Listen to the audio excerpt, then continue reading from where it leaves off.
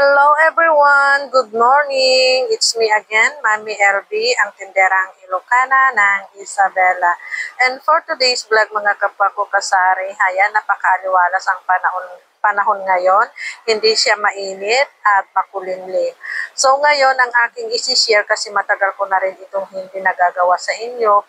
Itong aking mga frozen foods naman ang gusto kong i-share sa inyo mga kapwa ko kasari. So aking ipapasilip sa inyo kung ano ang laman ng aking freezer na mga frozen foods kasi kahapon dumating yung ahente ng frozen foods. So ito lahat yung aking kinuha sa kanila.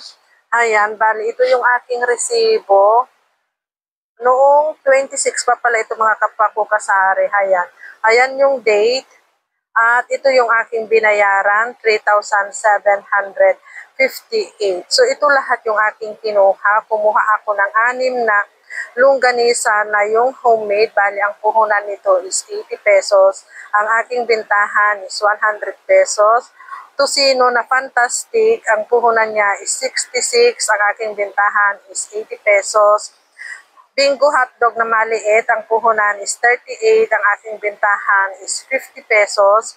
Bologna, 39 ang puhunan, ang aking bintahan is 50 pesos.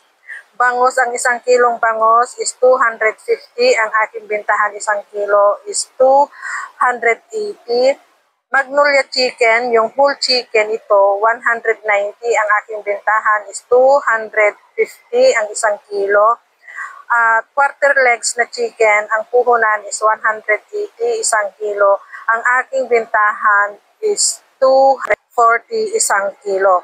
Pero ang ginagawa dito sa chicken na yung whole at quarter legs, ito ay tinitimbang ko na bago ko ilagay sa freezer at nilalagyan ko na rin ng price bawat kilo mga kapwa ko kasari. Kaya yung iba hindi pare-parehas ng presyo kasi iba-iba naman yung timbang. Hindi sila pare-pareho ng timbang. Itong quarter legs, magnolia chicken na yung buo at saka bangus. So ito lahat yung laman ng aking freezer. Subuksan natin. So syempre nandito yung aking mga ice. Bali 1, 2, 3, 4 na layer lang yung linalagyan ko ng ice. At dito na sa baba ay na yung mga frozen foods na. So, mayroon ako ditong tocino. Ayan, nandito yung aking tocino na fantastic. Skinless longganisa, homemade longganisa. Yung buong manok. At mayroon din ako ditong french fries. Mayroon din ako ditong kikiam, squid ball. At siumay yata or itong ganitong chicken nuggets pala. At dito sa baba, nandito yung aking mga chicken na wall. Yung buo.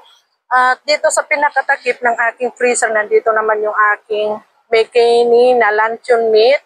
Ayan, mayroon akong idol hotdog. Ito yung bologna. At nandito rin yung aking idol, holiday at saka bingo hotdog. Ayan, mayroon din ako ditong crispy burger at itong magnolia templados. Ayan, so ito lahat yung laman ng aking freezer.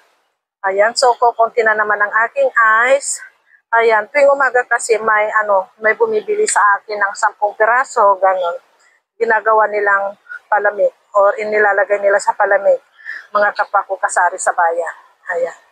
At dito naman sa isang ref, ayan, ang laman naman nito, nandito yung aking mga quarter legs. Ayan, tignan nyo, ganito yung ginagawa ko bago ko ilagay. May presyo na para madali na lang ibigay kay Tumer. Hindi na natin kailangan timba-timbangin pa. Ayan. So, meron din ako ditong siopaw, mga quarter legs, at dito sa baba, yung bangus. So, 2 piraso na lang yata yung natitira kong bangus. Ayan.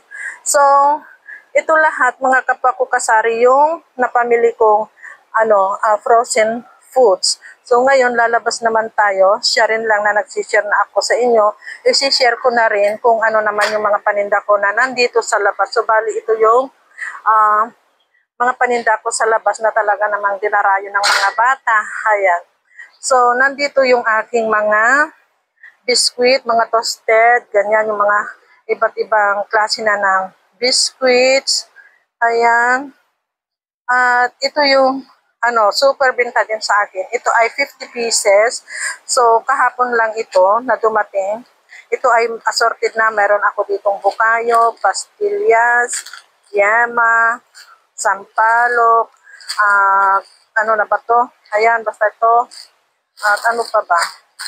Basta ito ay assorted na, 50 pieces. Bali, ang puhunan nito is 10 pesos. Ang aking bintahan is 12 pesos. At ito talaga yung mga dinarayo ng mga bata sa akin. Ito yung bago, kahapon lang dito. At saka ito. Ayan. Mayroon din ako dito pang 10 pesos. Super benta din ito. Tapos itong wax candy. Ganito na yung bagong packaging niya. Ayan. Pang 5 pesos. Ang laman sa loob is 3 piraso na ganito siya. Mga kapako kasari. Tignan natin. Ayan. So, ganyan ang laman. Yung iba, iba't iba. Iba't ibang ano nito. Ayan, basta maganda din sa akin ito. Tapos itong bouncing clay, ayan, pang 5 pesos. Ito, ayan, saka itong slime, pang 12 pesos. So, ito talaga yung mga dinarayo ng mga bata sa akin na bago sila papasok sa tanghali, ganyan, talagang pumupunta pa sila dito para mamili lang. So, ito lang mga kapako kasari ang aking maisishare na naman sa inyo ngayong araw ng Huwebes. So, happy selling na lang po sa ating lahat. God bless us and bye! Thank you for watching. Sharing is caring!